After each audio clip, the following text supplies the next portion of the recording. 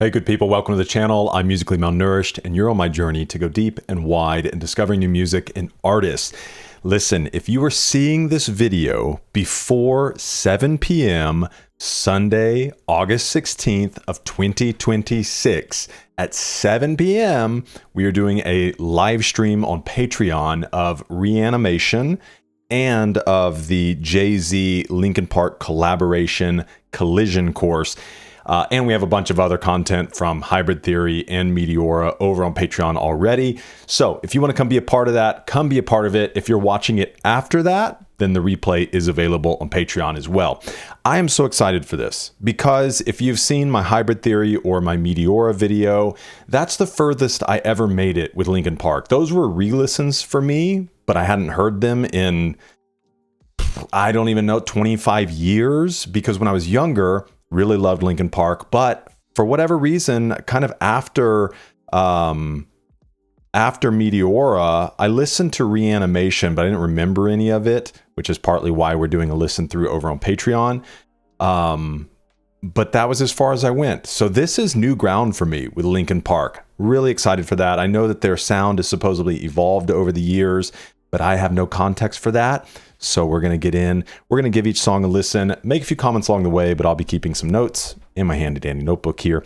That way, after each track, we can talk about the things that stand out and see what other information we can find. If you want to go to a specific track, the timestamps are in the description as always, or just press play and hang out with us. But this is 2007 Minutes to Midnight. Here we go. Track 1 is titled Wake.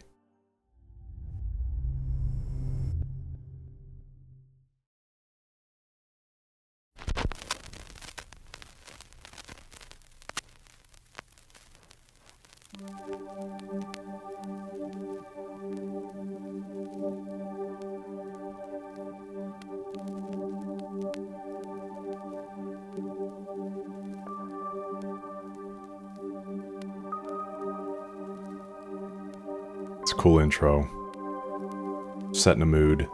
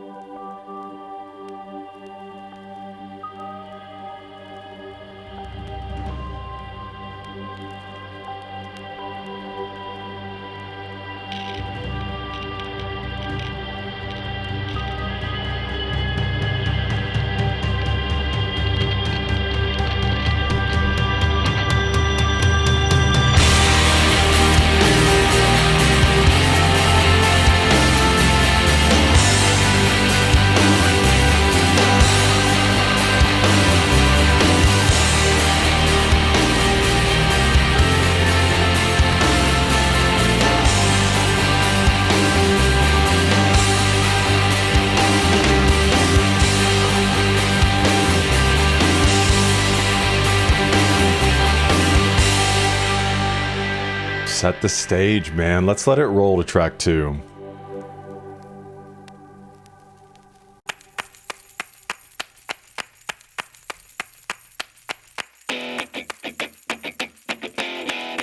It sounds very much Linkin Park. Almost a little Christmas too.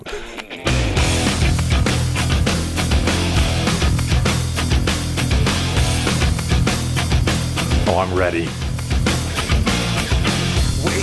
Sweat again. Another day's been laid to waste in my disgrace. Stuck in my head again. Feels like I'll never leave this place. There's no escape. I'm my own worst enemy. I've given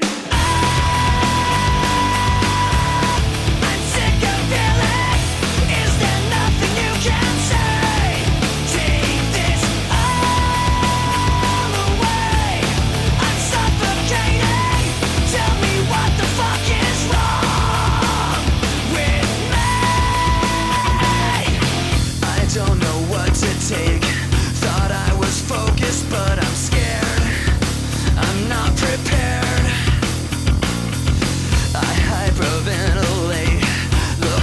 help somehow, somewhere, and no one cares.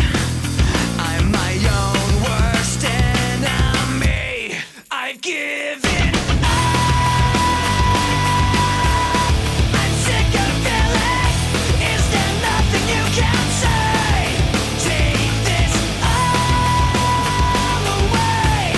I'm suffocating. Tell me what the fuck is wrong with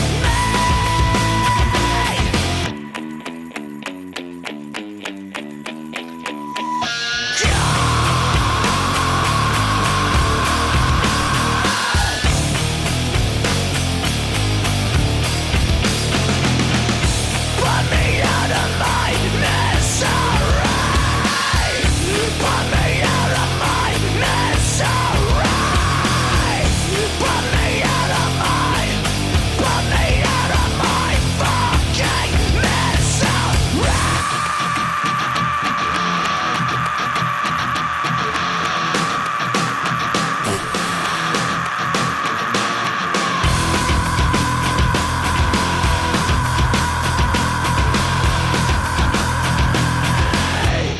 I've given up.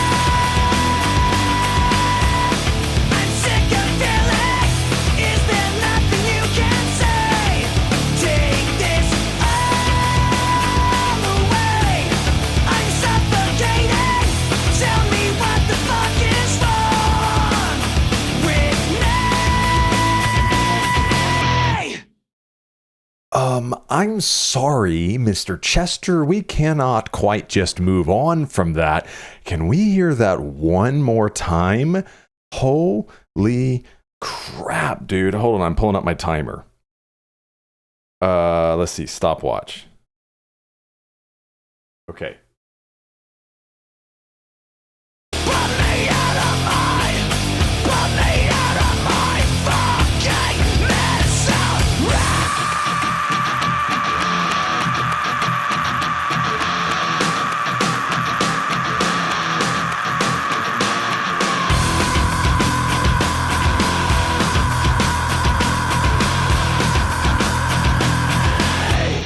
I've given up. Dude, jeez.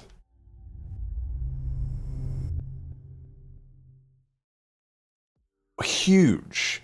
Now, to be honest, the first part of the song felt a little flat for me. I was like, it just feels like something's missing. And I'm curious to see if we get any more DJing from Mr. Han throughout this. I mean, I know he's there. He's been a part of it. But maybe that's something that like I'm used to hearing. It just felt a little bit empty. But that whole section from Chester, I mean, Chester is Chester. Chester's there. No doubt about that. Great guitar riffs too. I was wondering if we were going to start getting some double bass in there as hard as it was going. And then Chester's scream on that. Crazy. Obviously his delivery. I've said this with previous Linkin Park albums. I don't want to read everything through the lens of what we know was the inevitable and unfortunate end for Chester. But at the same time, you can't fully detach it, you know? But I know the music was a way of him dealing with the pain and being honest with how he felt, and it resonated with so many, right? That's one of the big things that is heartbreaking as well, is what he was able to do for so many he wasn't able to do for himself. And so him being very honest and real about those feelings, but that idea of wanting to be put out of his misery. Wow. Okay. So we'll see how everything moves forward. Let's talk about the intro for a second. Really thought the intro was cool. Even kind of that stark white and black that this album has as a bit of a theme in it.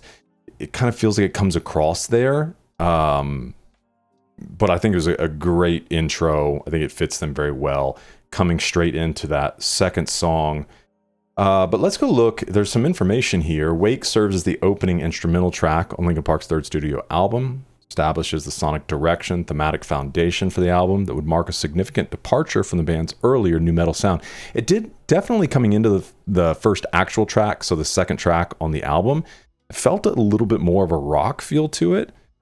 So the track emerged during the final stages of the album's writing process, according to the booklet from the limited edition version. The short song was created near the end of the album writing process, since a great deal of the gear they were experimenting with was from the 70s and 80s. The band thought the drop of a turntable needle onto vinyl was the best way to start the album. The dual meaning of the word wake seemed an appropriate introduction to the record. Okay. It's their 5th instrumental track. Was the second song also the first time Linkin Park, at least within a... So you had Rick Rubin on this. Was it the first time Linkin Park in a studio recording has used the F word? So Given Up stands one of Linkin Park's most intense, emotionally raw tracks from their studio album. The song is notable for its ferocious energy and Chester Bennington's remarkable 17-second long scream. That's funny, because we timed it. Before the final chorus, which has become one of the band's most iconic vocal moments. The creation of the famous scream was actually unplanned, as Mike Shinoda explained. Chester hadn't gotten familiar with the structure of the song when he was singing it. I had written a lot, or most of those lyrics, I think, and he had just learned them.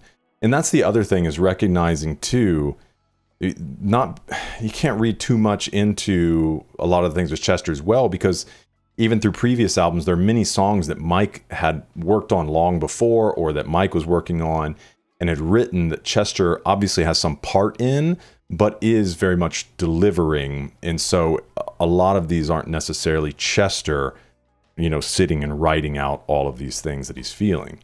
So he was reading them off a piece of paper. We got to the bridge and he knew that he was supposed to scream, put me out of my misery, but he didn't know how many measures that part was. So he just held the note as long as he possibly could, which leading into that, like holding it out and then to go to dun, dun, dun, dun, dun, dun, dun, like that kind of minimalistic beat, dude, so freaking cool. I'm like, dude, I'm not touching that vocal. That was amazing. I'm just going to rearrange the song around what you just did. Unlike many Linkin Park songs where Mike Shinoda took the lead on lyrics, Given Up represents a rare case where Chester Bennington wrote the lyrics himself. Well, wait a second. Chester hadn't gotten familiar with the structure. I had written a lot or most of those lyrics, and I think he had just learned them. Because some are saying he crafted them after returning from rehabilitation. So, I don't know. You guys let me know. That's why we don't 100% take a lot of these things as fact. I prefer hearing it from the artists themselves. But let me know.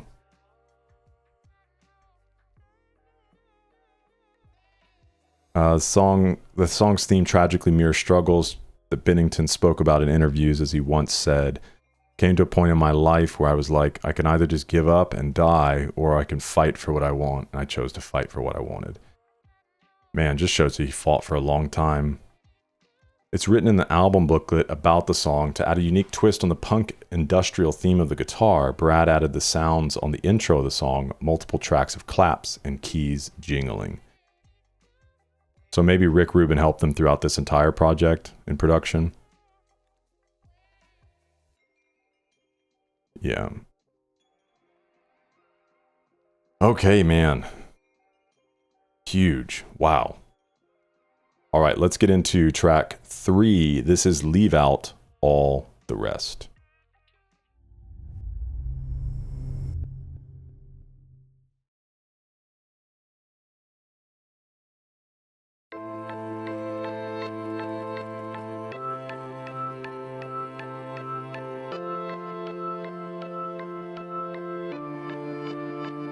It's pretty.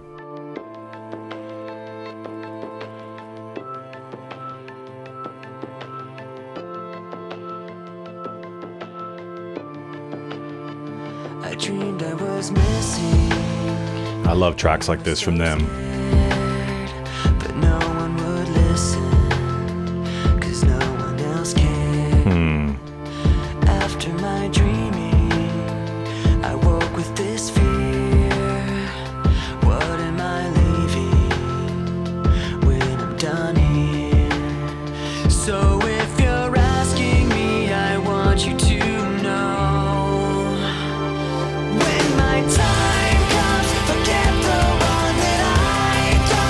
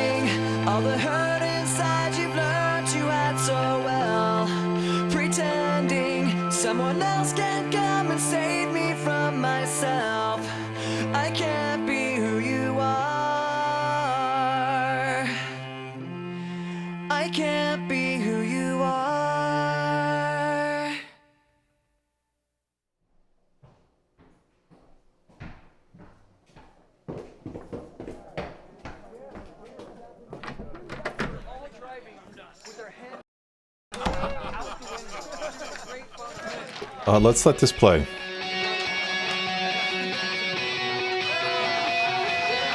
Okay, that was interesting. Hand grenade pins in every line. Throw them up and let something shine. Going out of my fucking mind. Filthy mouth, no excuse. Find a new place to hang this noose. String me up from atop these roofs. Knot it tight so I won't get loose. Truth is you can stop and stare. Run myself out and no one cares. Dug the trench out, lay down there with a shovel up out of reach somewhere. Yeah, someone pour it in. Make it a dirt dance floor again. Say your prayers and stop it out when they bring that chorus in. I bleed it out, digging deeper just to throw it away. I bleed it out, digging deeper just to throw it away. I bleed it out, digging deeper just to throw it away. Just to throw it away. Just to throw it away. I bleed it out. Go, stop the show. Choppy words in a sloppy flow. Shotgun opera, lock and load. Cock it back and then watch it go. Mama help me, I've been cursed. Death is rolling in every verse. Candy paint on his brand new hearse. Can't contain him, he knows he works. Fuck, this hurts, I won't lie. Doesn't matter how hard I try. Half the words don't mean a thing, and I know that I won't be satisfied. So why try ignoring him? Make it a dirt dance floor again. Say your prayers and stomp it out when they bring that chorus in. I bleed it out, digging deeper just to throw it away. I bleed it out, digging deeper just to throw it away. I bleed it out, digging deeper just to throw it away. Just to throw it away. Just to throw it away. I bleed it out. I've opened up these skies. I'll make you face us. I pull myself so far. I'll make you face us. No!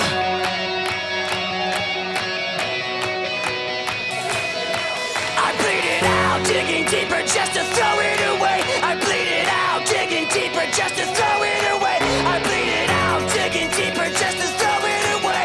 Just to throw it away.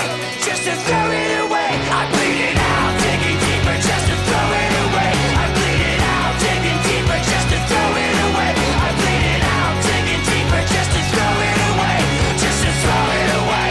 Just to throw it away. I bleed it out.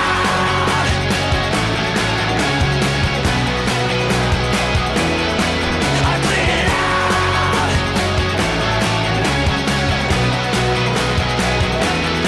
I bleed it out.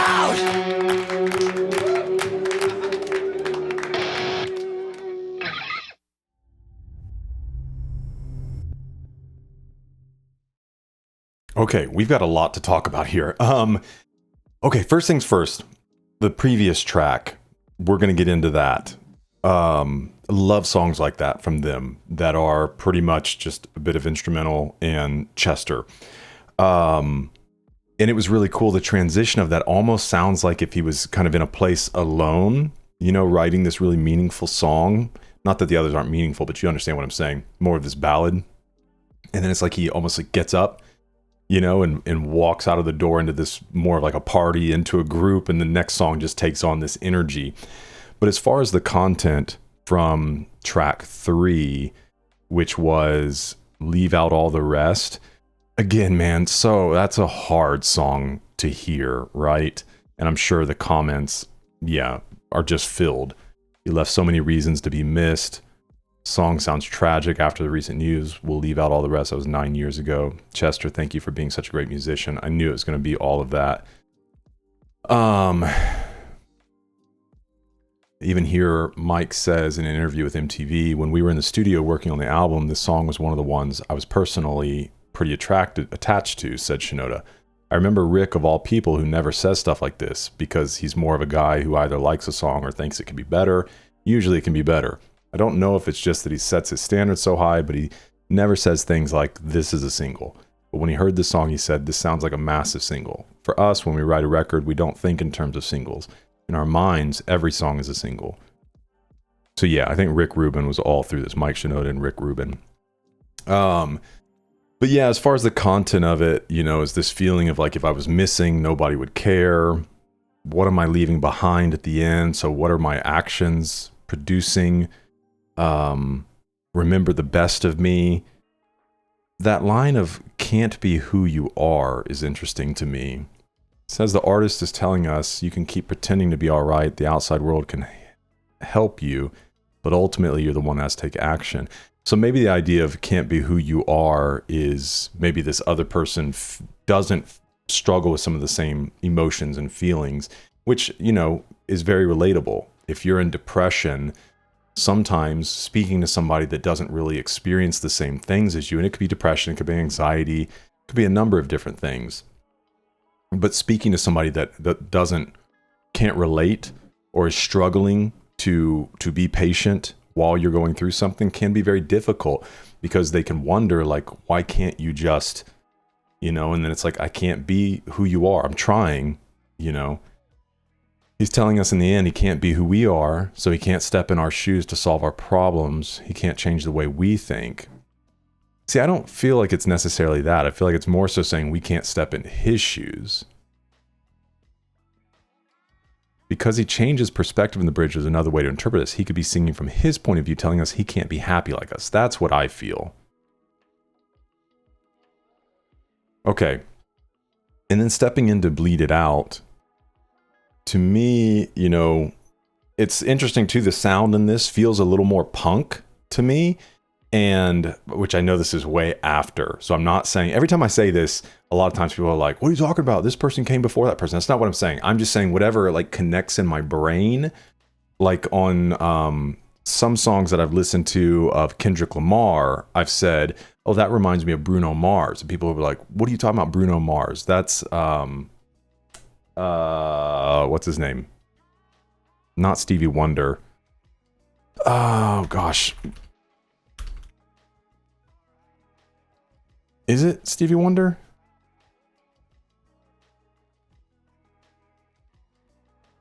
Maybe it is. But anyways, they'll be like, no, it sounds like this person. And it's just, I'm just saying what I have context for. So anyways, it reminds me a little bit of MGK from the Americana kind of era, is the sound of it. And then it changes, it kind of goes on.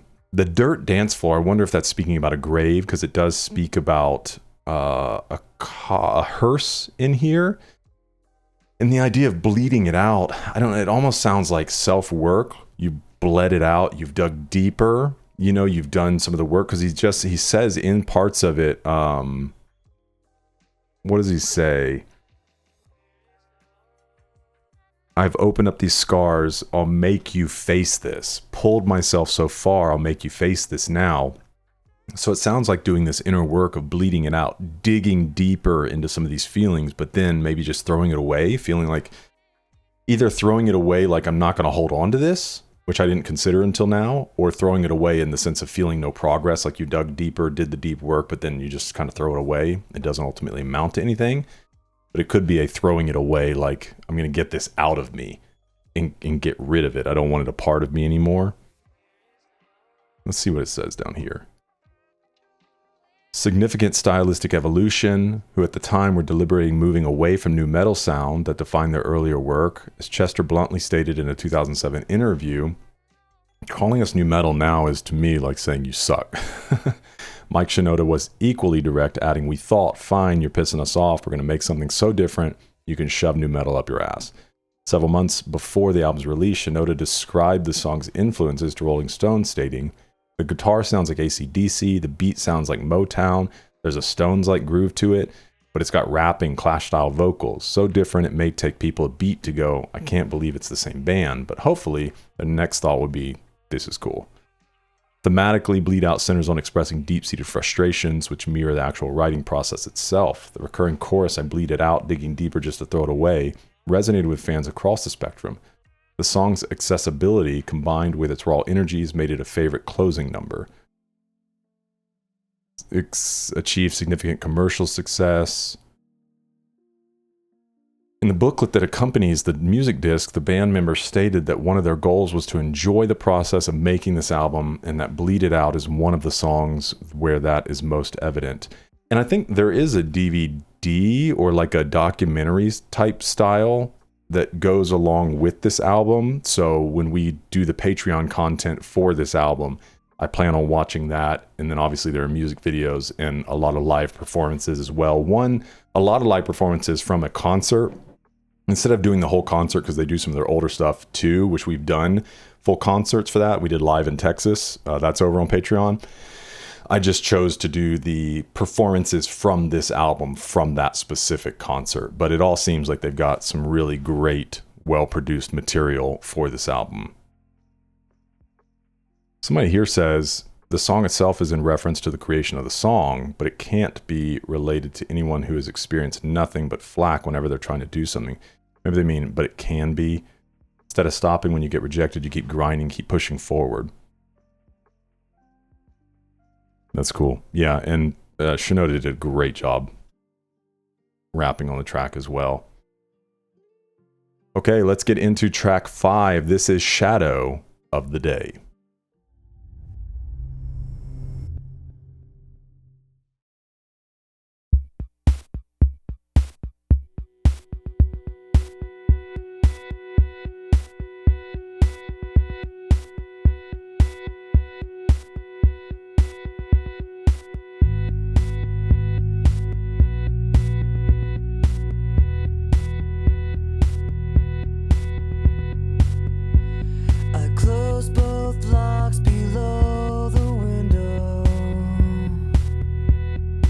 I love them experimenting with different sounds. I close both blinds and turn away. Sometimes solutions aren't so simple. Sometimes goodbye's the only way. Oh, and the sun will set for you. The sun will set for you. And the shadow of the day will embrace the world in gray. And the sun will set for you.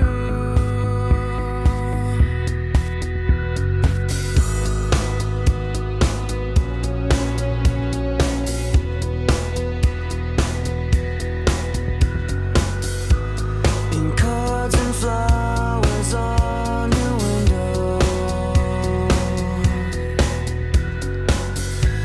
your friends all plead for you to stay. Sometimes beginnings aren't so simple. Sometimes goodbye's the only way. Oh, and the sun will set for you.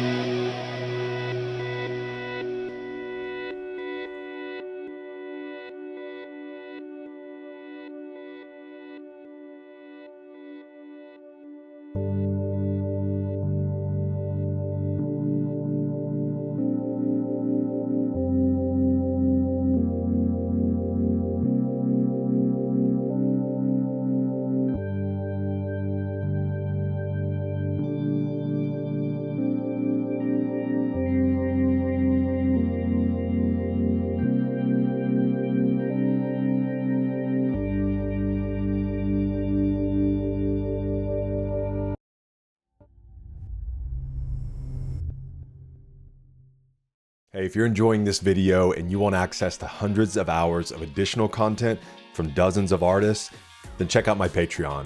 That's where we host music videos, live performances, exclusive live streams, behind the scenes content, documentaries, and you get the ability to help vote on the albums we listen to here on the channel. Patreon is the best way to support this channel, and you can get access to the entire library, past, present, and future for just $5. Join the amazing community that we're building over there, and I try to make it worth your time and your money. All right, let's get back into it. Oh man, okay. These are tough to listen to, man. Really tough to listen to. And I think this one does transition into the next song, so it'd be interesting to see where that goes. I mean, locking yourself away, this feeling of beginnings aren't simple, which I think is the speaking of like a new beginning, and so ultimately just accepting the fact the sun will set on you. Songs about someone who's about to die, maybe hard to let that person go, it sometimes is the best solution. First song released by the band to be set in a major key, B major, that's interesting.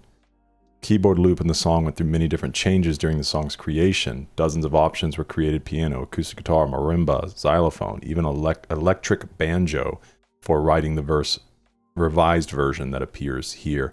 And I do like them, you know, giving these songs, these kind of ballads from Chester, because it shows just, I mean, I don't think there's any question how great his vocals are, but that he can really deliver on all of these different types of sounds.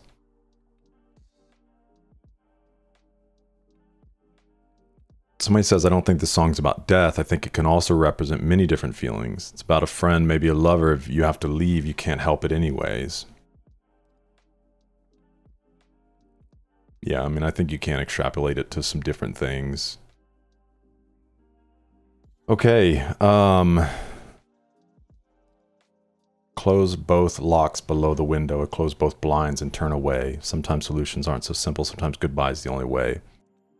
Yeah, I do think that it is good as well to look at it, you know, because immediately, at least my mind does go to the suicide portion of it. But this idea of turning away, solutions aren't so simple, goodbye is the only way, I think you can take into walking away from different things within your life as well. All right, let's get into track 6. This is What I've Done.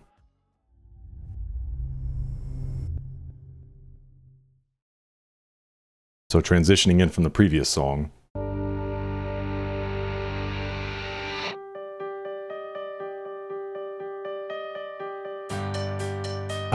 Oh man. It's like the Halloween sample.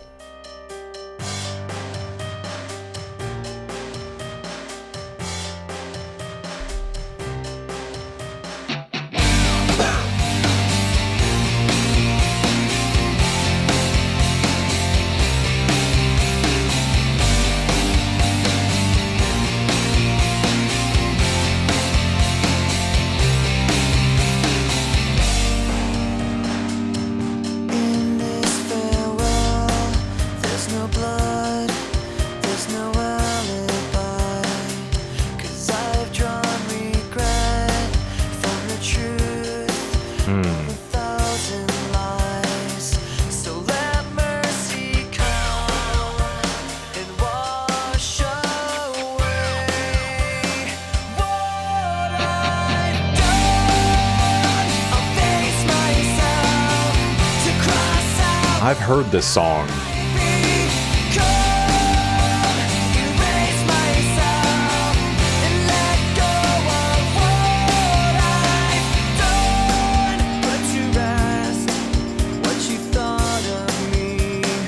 At least the chorus. This late with the hands of uncertainty. So let mercy come and wash away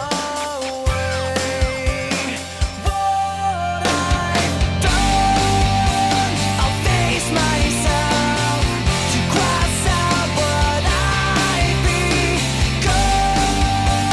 Erase myself and let go of what I've done.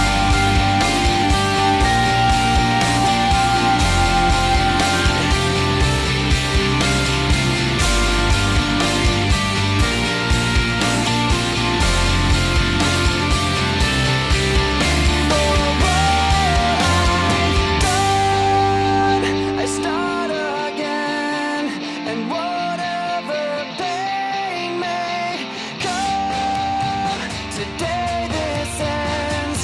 I'm forgiving what I've done. I'll face myself to cross out what I've become. Erase myself and let go of what I've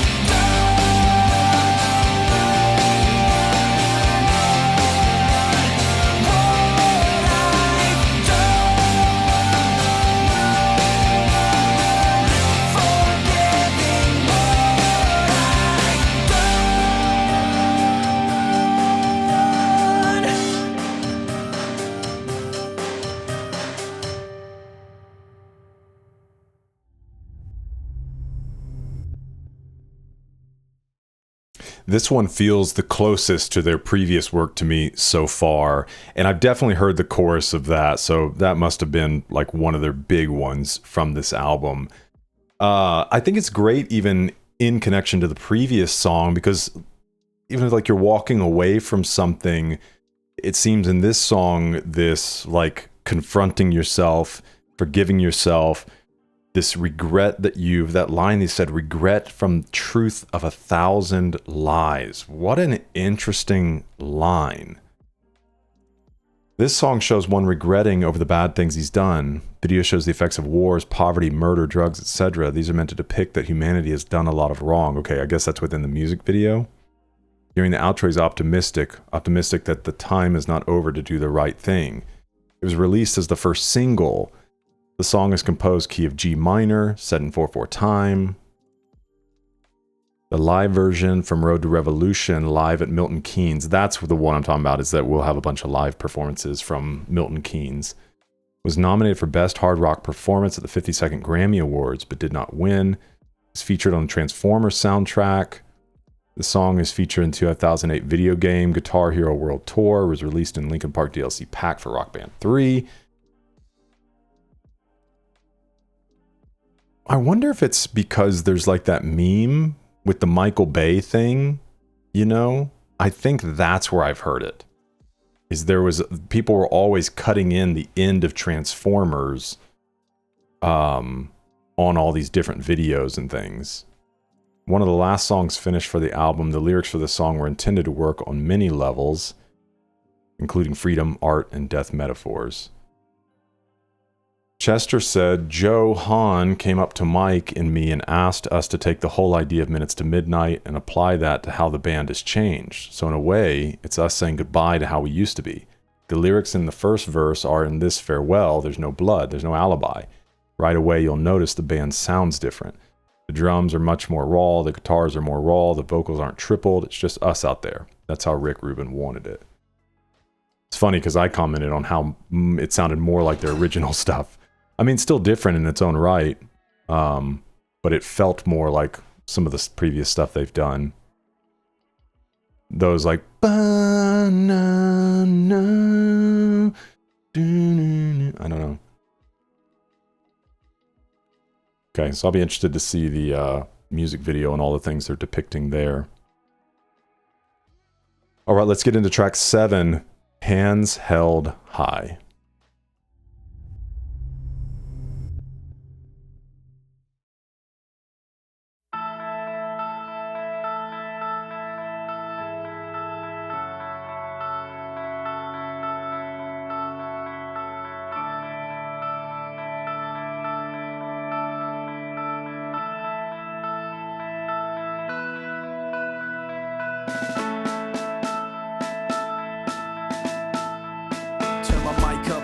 forgot to say something.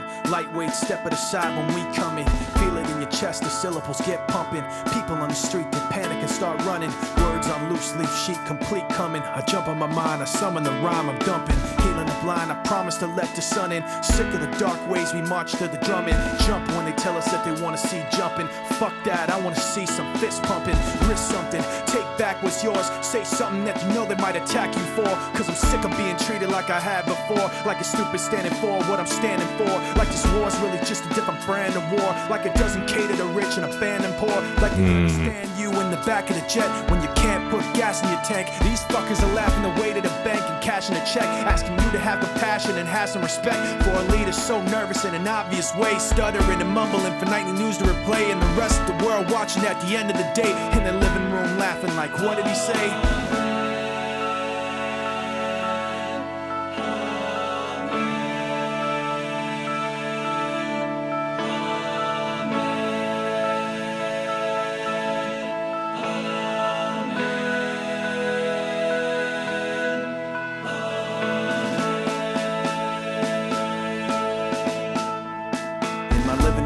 But I am not laughing, cause when it gets tense I know what might happen. World is cold, the bold men take action, have to react to get blown into fractions. 10 years old is something to see, another kid my age drugged under a Jeep, taken and bound and found later under a tree. I wonder if he thought the next one could be me. Do you see the soldiers that are out today? They brush the dust from bulletproof vests away. It's ironic, at times like this you pray, but a bomb blew the mosque up yesterday. There's bombs on the buses, bikes, roads, inside your market, your shops, your clothes. My dad, he's got a lot of fear, I know, but enough pride inside not to let that show. My brother had a book he would hold with pride, a little red cover with a broken spine on the back. He hand wrote a quote inside, when the rich wage war, it's the poor who die. Wow. Meanwhile, the leader just talks away, stuttering and mumbling for nightly news to replay. The rest of the world watching at the end of the day, both scared and angry like, what did he say?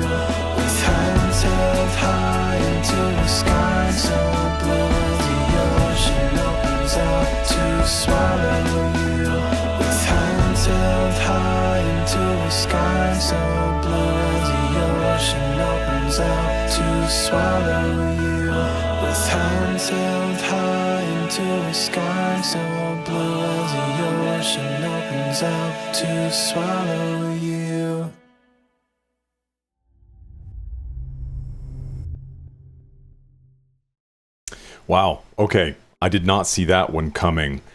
It's also interesting a lot of times, you know, because it's hard looking back on some music, especially experiencing it now, trying to remember also, not that every album does this, but in 2007 when this was released, so obviously them working on it, you know, for years leading up to it, is obviously we had September 11th in 2001, so we're in the midst of war and a lot going on, especially us looking in hindsight at how useless so much of that was and how much propaganda we were fed. And so even them talking about in the previous song with like a video that they were showing some different things going on around the world, that's obviously very much in their conscious and in the world stage at large. I always appreciate Mike. You know, I love his tracks that are like an ode to hip hop and an ode to music in general. So this feels like a little bit of that for me, the love for music, also kind of making music that matters, not being afraid to talk about the things that they really care about. I don't think that every artist necessarily has a responsibility to use their platform for political means, but I do think there are some who probably feel that they feel that responsibility, you know? And so I think everybody is meant to use their platform for meaning, but that doesn't necessarily mean everybody has to engage in political discourse. But you can see, obviously, it means something to them here. The kind of amen refrains are interesting to me in this song, because it feels like what Mike's saying is this is kind of our church, our gospel in a sense. He's frustrated with disparity, he's frustrated with systems, he's frustrated with war, and that's very on the nose in this track. The idea of when rich people go to war, the poor are the ones who die, the poor are the ones who suffer. And then them in the back of their private jets, how can they really stay connected with what's going on, you know, with real people that are just kind of trying to make ends meet every day? Not even to speak of those that are in the midst of taking the brunt of war. So it criticizes rich men, politicians who use their political force just to get themselves a better life, uses a hymn-like beat as though it is being sung in a church. The booklet notes say early in the writing process, Rick suggested the band experiment by contrasting together unexpected elements.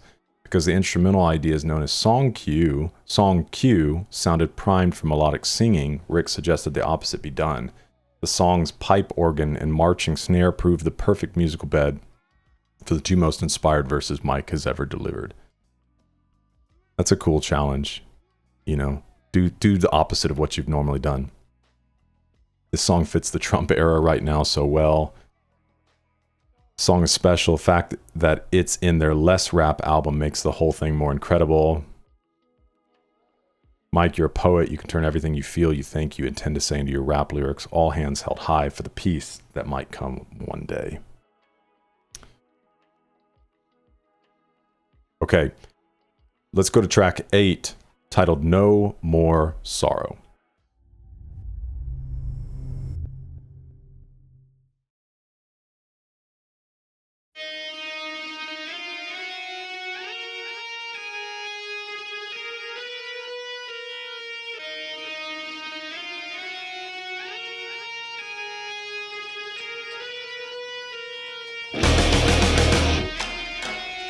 A lot of clapping on this album.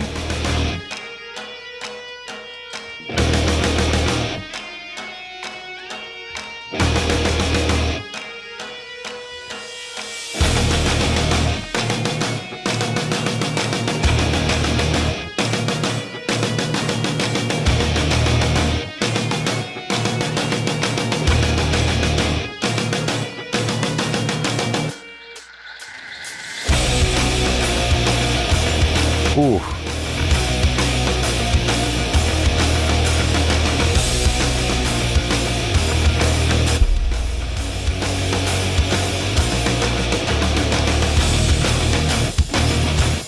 It just keeps building.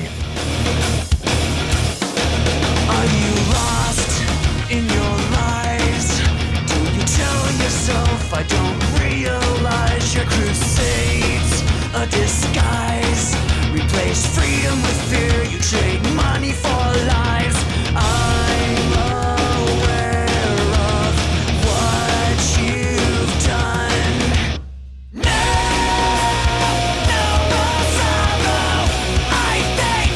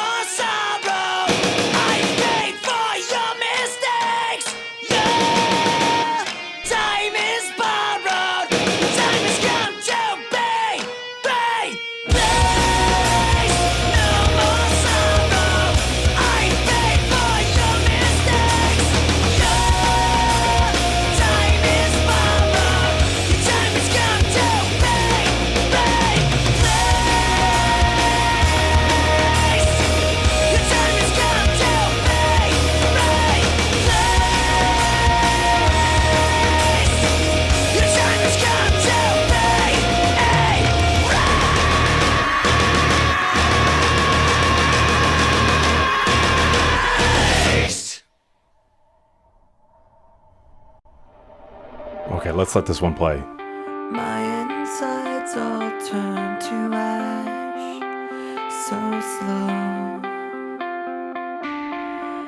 And blew away as I collapsed, so cold.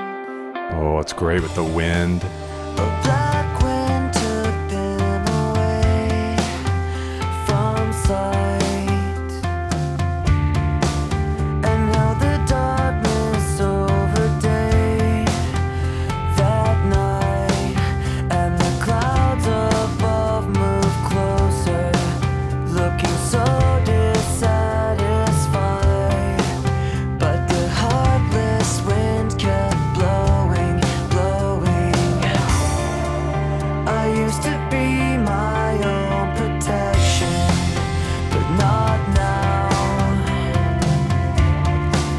'Cause my path has lost direction somehow. A black wind took you away from sight, and now the darkness overlaid that night, and the clouds above move closer, looking so dissatisfied, and the ground below grew colder as they put you down inside. But the heartless wind kept blowing, blowing.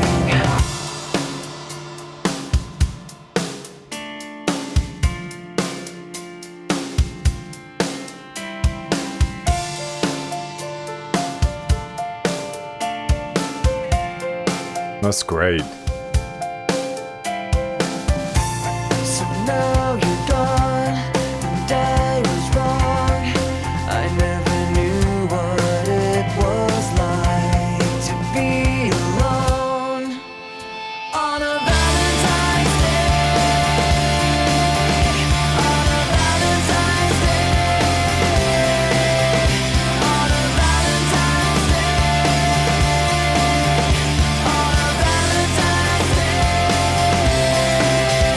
On a Valentine's Day. I used to be my own protection, but not now.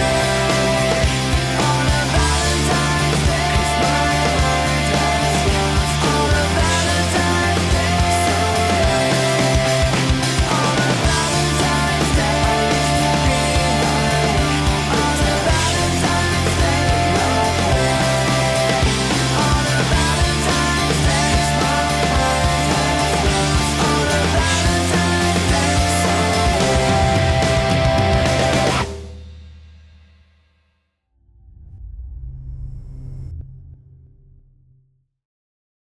I didn't even notice the track was called Valentine's Day because we just let it flow into the next one.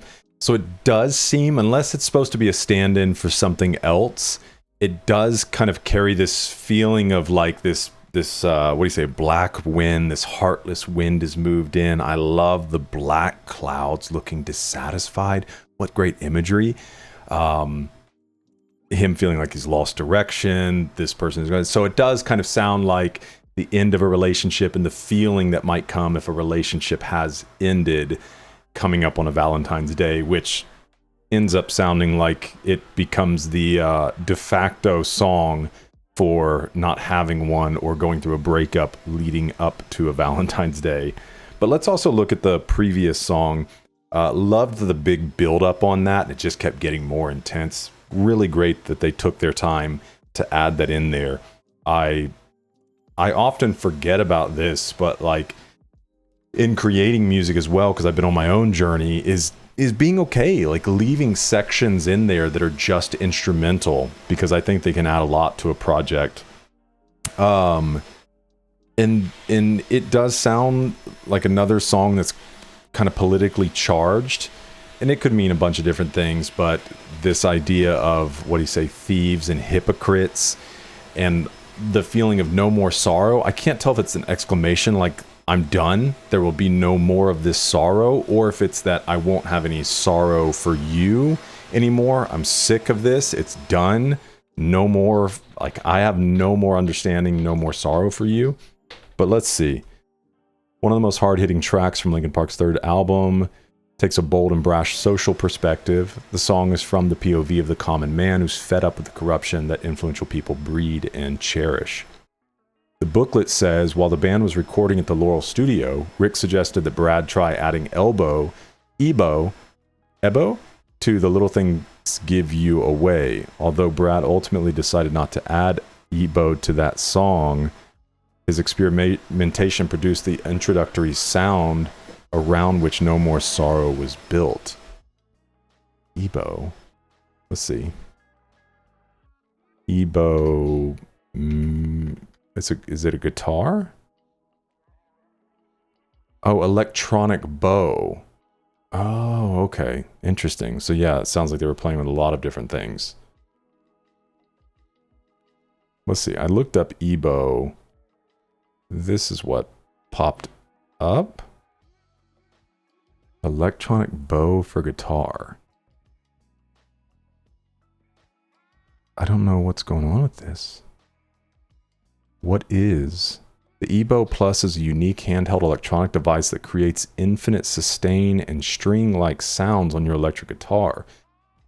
Instead of plucking or strumming, you hold the Ebo over a string. It uses an electromagnetic field to vibrate the string continuously, producing violoncello or synth-like tones. Opens up a world of expressive possibilities for your playing.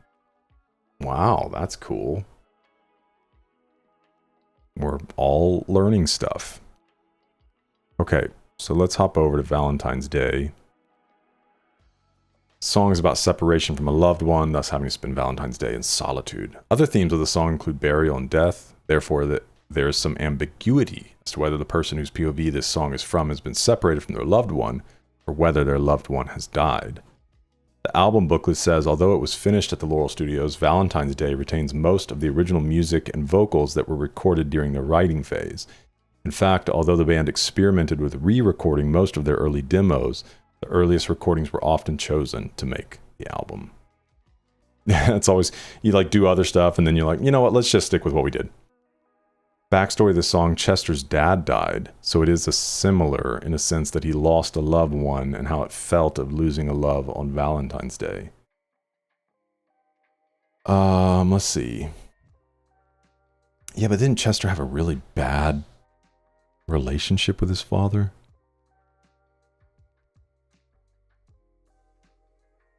Let's see.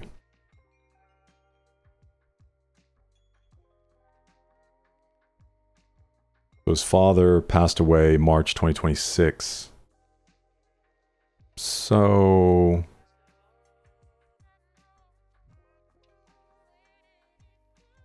hold on. You were instead referring to Chester Bennington himself? No. So maybe that comment, Chester's dad died. I mean, unless there's another person that was kind of a stand-in for Chester, the way I see it, the song is looked at through Chester, for he has lost his father.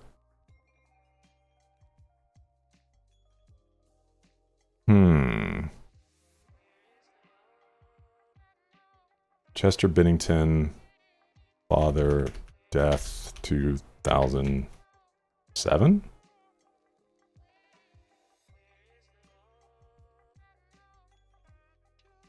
So this says he did not die in 2007. Rumors or fan theories claiming his death occurred around 0607, sometimes incorrectly tied to the meaning behind Linkin Park's song Valentine's Day, are false. Lee outlived his son. So, yeah. Let me know. That seems to just be kind of false evidence. All right, let's move into track 10. This is In Between.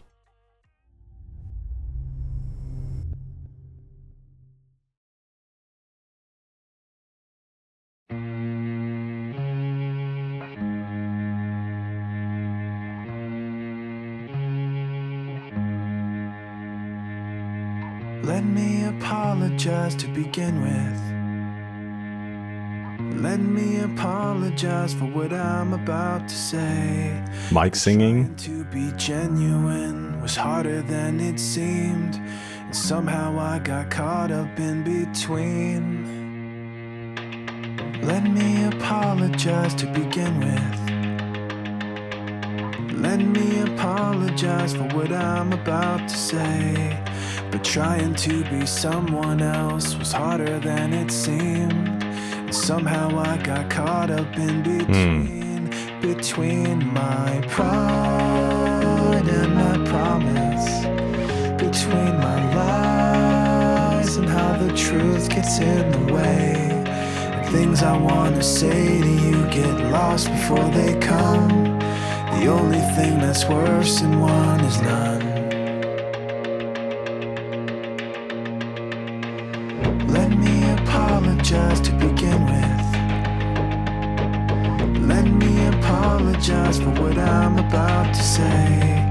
But trying to regain your trust was harder than it seemed. And somehow I got caught up in between my pride and my promise, between my lies and how the truth gets in the way. The things I want to say to you get lost before they come. The only thing that's worse than one is none. The only thing that's worse than one is none. And I cannot explain to you in anything I say or do or plan. Fear is not afraid of you, but guilt's a language you can understand. I cannot explain to you in anything I say or do, but hope the actions speak the words they can. For my pride and my promise, for my lies and how the truth gets in the way. The things I want to say to you get lost before they come. The only thing that's worse than one is pride and my promise, between my lies and how the truth gets in the way. The things I want to say to you get lost before they come. The only thing that's worse than one is none. The only thing that's worse than one is none. The only thing that's worse than one is none.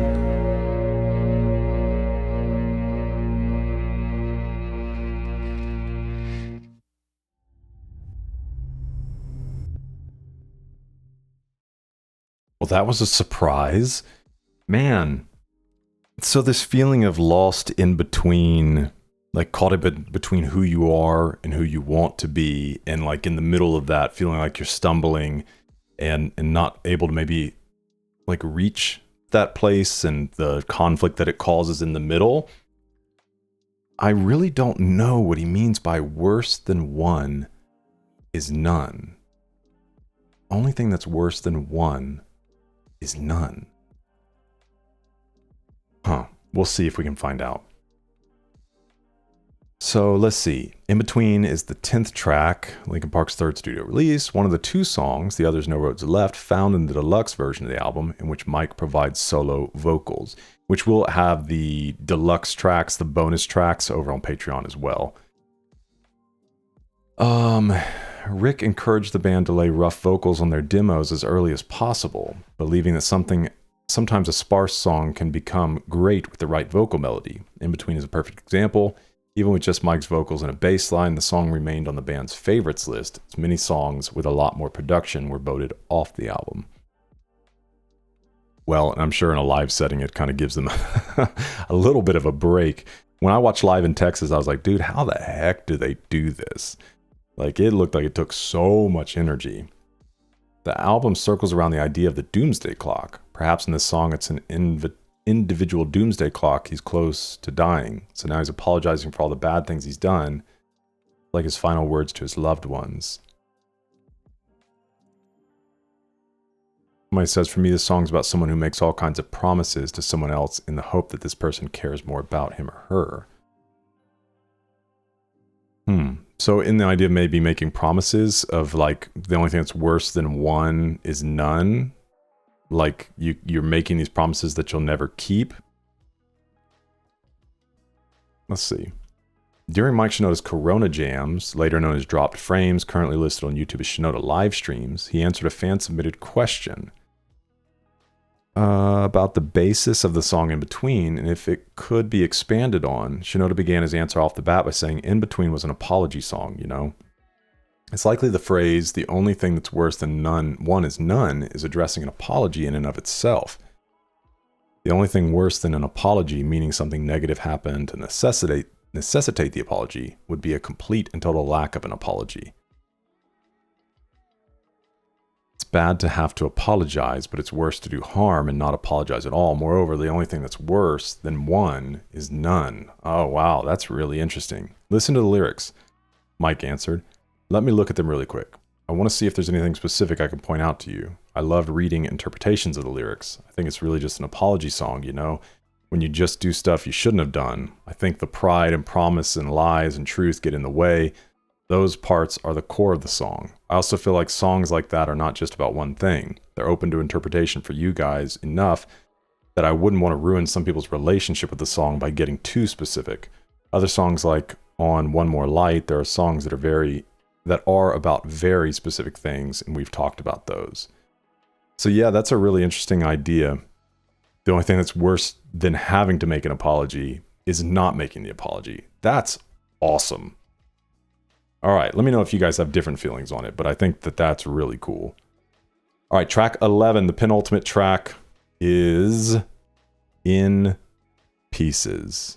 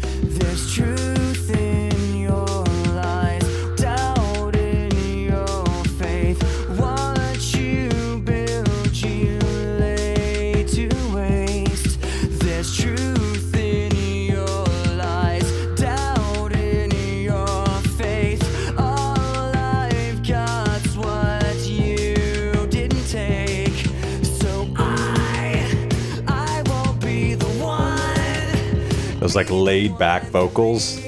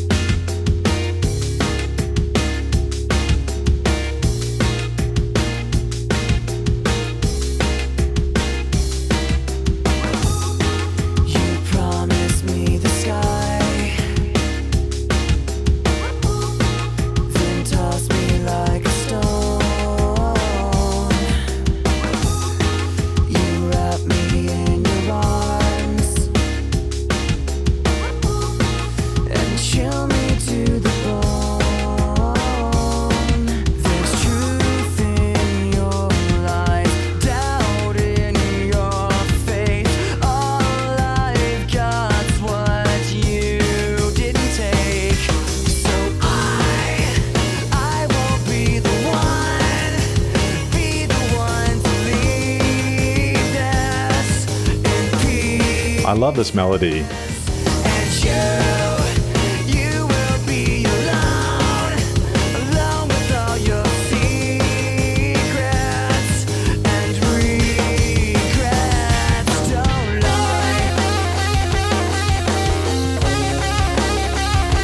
That's a new sound.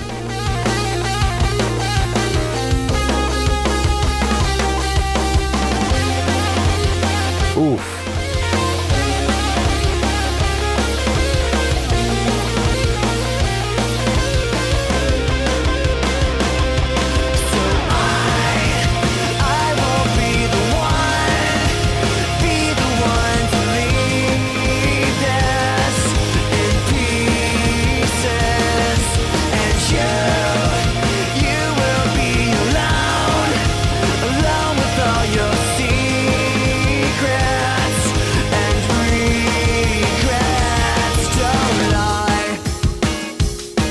leaves you with that. Don't lie.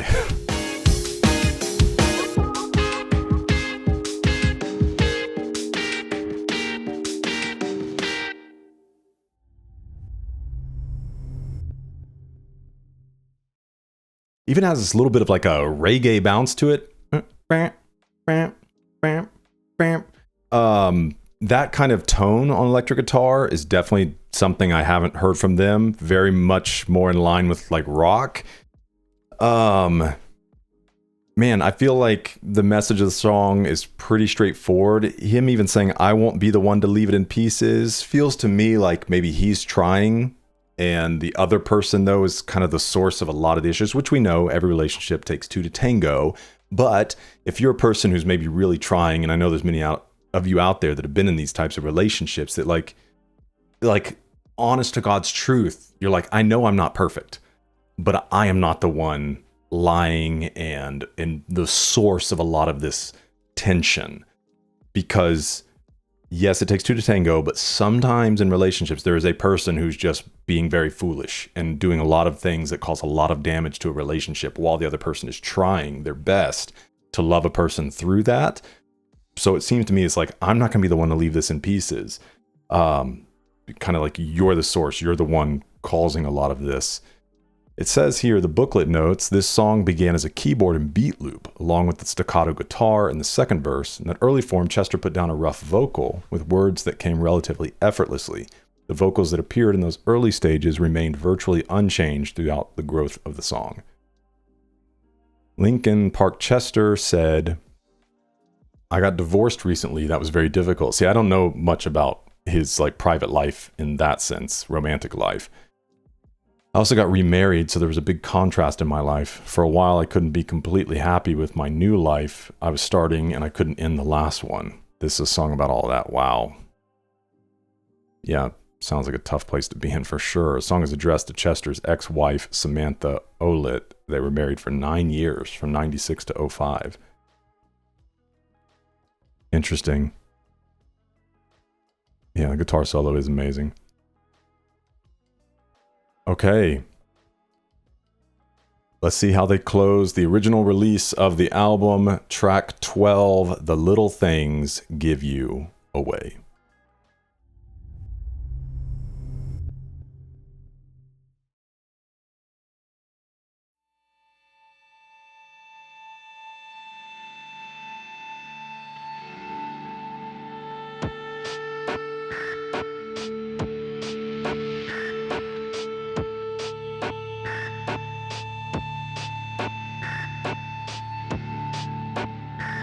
One of the longer songs on the album.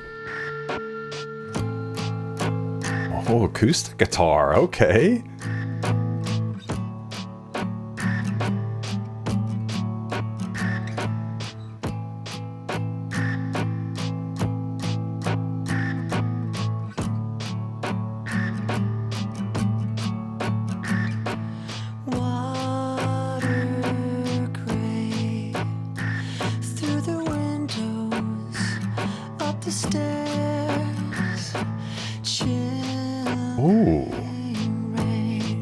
I've ever really heard him in that like falsetto type range. Everywhere, don't wanna reach for me, do you? I mean nothing to you. The little things give you away, and now there will be no mistaking. The levees are breaking. All you've ever wanted was someone to truly look up to. 6 feet underwater, I do. Oh, wow.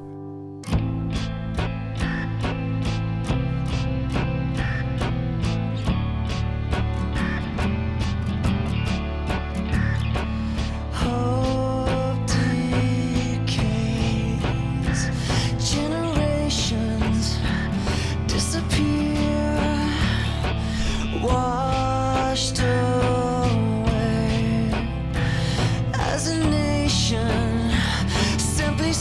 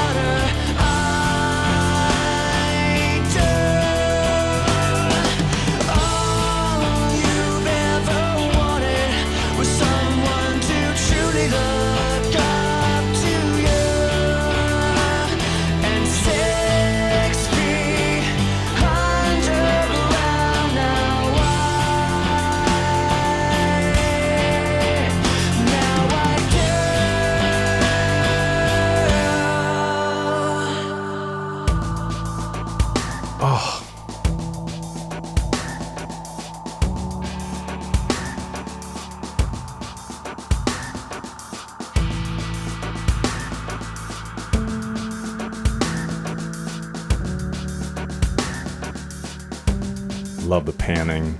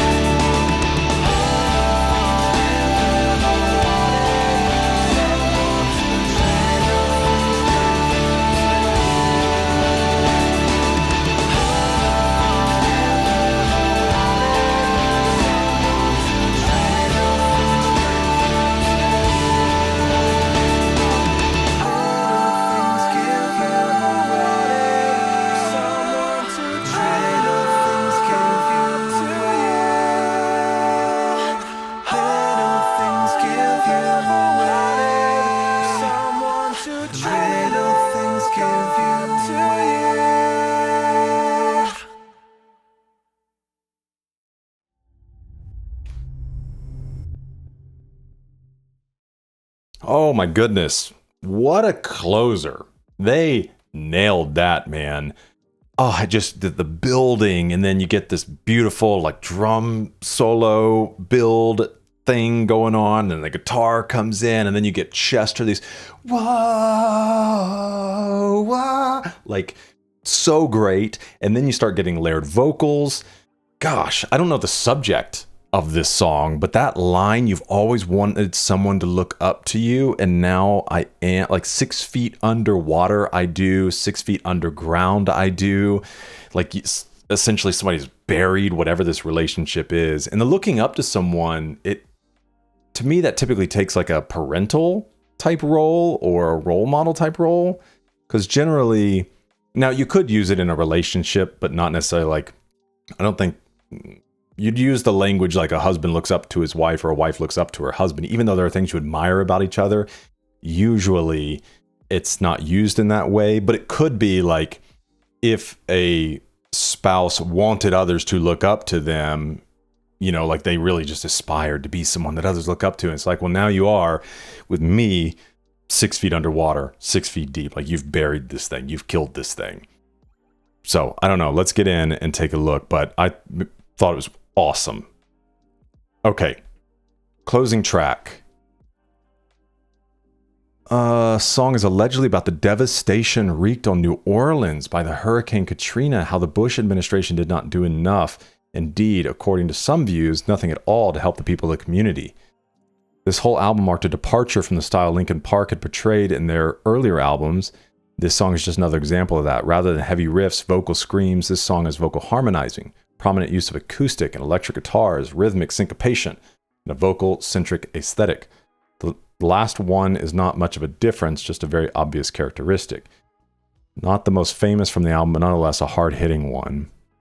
The album booklet says the song began from a demo by Rob Burden, based around the drum pattern heard in the bridge. The vocals were finished after the band visited New Orleans following Hurricane Katrina. Wow. Simply amazing. One of my top favorite songs of the record. It gives me chills every time the guitar solo comes in, when Chester sings, "Oh," and the guitar solo goes on simultaneously. I truly thought it was about the end of a relationship. Song is great. Well, and ultimately they want you, to have an interpretation, but they clearly had some inspiration in why they wrote it. Water gray through the windows, up the stairs, chilling rain like an ocean everywhere. Wow. Don't want to reach for me, do you? I mean nothing to you. Wow. The little things give you away. Oh my gosh. Yeah. This idea of like, you don't want to help me. I ultimately mean nothing to you. The little things that you do give it away. Like even if you were to say, no, I do, I care. It means a lot to me. It's like, oh, the little decisions, the things you don't do give you away. And now there'll be no mistake, and the levees are breaking. All you ever wanted was someone to truly look up to, and now 6 feet underwater, I do. Man, oh, that's awesome, dude. Wow. Okay. Some final thoughts on this album. Like I said, the bonus tracks, music videos, live performance, all that stuff will be over on Patreon when we get to it. We have a lot of Linkin Park stuff there now. And like I said, depending on when you're watching this, we may be in the middle of a live stream over on Patreon for Reanimation and for the Jay-Z collaboration that for some reason I keep forgetting the freaking name of. So that'll be fun, but you can catch that later. So yeah, with this album, obviously it's very different. That was their intent. They wanted to break out of what everybody knew them as, and I appreciate the heck out of them for that. And I know it's going to land with some people and not with others. Some people will be like, nah, it's kind of Hybrid Theory, Meteora. That's like my Linkin Park. I enjoy artists, and I've said this so many times on the channel, that do different things, because then when you get a big discography, you get all kinds of different sounds. Some you're going to like more than others, but I appreciate them being like, we're coming into this thing literally with the intent to do something different. We're not going to be boxed in. But the heart is still there. It's still Linkin Park at its core. And obviously they have very meaningful songs on this album, some very specific to some of the things that were going on in the world at the time. You still get a lot of that kind of emotional introspection going on there. I love the variation, the different elements that they brought in, the way that they let some things just breathe. And yeah, I'm gonna have to give it another listen, which I 100% will do. It'll go in rotation now, to see how I feel, and obviously to continue to see what they do after this. If they kind of like now pull in maybe more of their old in with some of the new things they're doing, or are they going to keep pushing further into a different direction? We'll see. But I am here for it. So glad we finally got to this.